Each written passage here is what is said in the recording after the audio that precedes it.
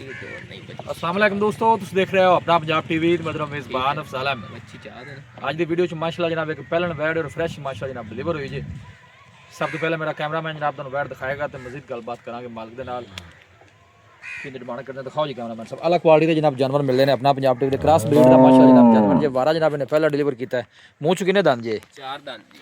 बच्चा की दिता सो? बच्चा बच्ची है मेरे ख्याल होनी सुई है। हाँ जी, हाले तकरीबन आधा घंटे ही होया। और जेर पानी सवाल है। हाँ जी लो जी यह जनाब ने बच्चे दिते जी क्रॉस ब्रीड का जनाब जानवर जी। ये नस्ल केड़ा केड़ा क्रॉस है जी? जी चोलस्तानी ते फ्रीजन क्रॉस। चोलस्तानी ते फ्रीजियन छड़ के उन्होंने टोरो। हाँ छड़ के निका टोर इनू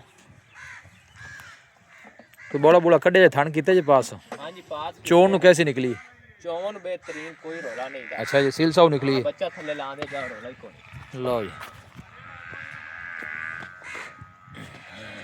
भाई शाहनवाज का कहना है कि चोन नु माशाल्लाह जनाब बिल्कुल क्लियर साफ सुथरी निकली है।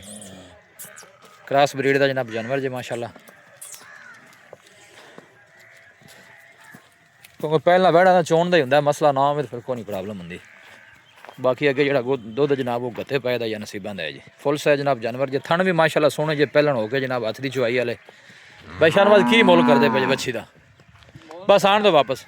5,90,000 करते पे जी। मोल 5,90,000 बच्ची फाइनल किन्ने दी दे देनी? जेड़ा भरा एदा पे 10,000 छੱਡ दिया। भाई शाहनवाज वैड घर दी है कि व्यापार दी है? ये अपनी कार दी वैड। अच्छा घर दी है। लो जी घर दी जनाब भाई शाहनवाज दी जनाब वैड क्योंकि और कोई भाई व्यापारी होंदा ते उन्होंने चमकदी पी होए वो नवान दवान वाली खड़ी की दूसरा फाइनल किन्ने दी भाई शाहनवाज हो जानी या सुनो वाला रेट करो।